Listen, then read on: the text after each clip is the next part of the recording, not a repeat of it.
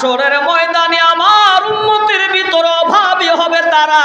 হাসরের ময়দানে আমার একদল উম্মত হাসরের ময়দানে উঠবে, তাদের সাথে নামাজ থাকবে, তাদের সাথে রোজা থাকবে, তাদের সাথে যাকাত থাকবে, কিন্তু তারা এমন নামাজ রোজা হজ যাকাত ইবাদত বন্দেগী তাদের সাথে থাকবে, তারপরেও তারা অভাবী। আল্লাহু আকবার বলেন।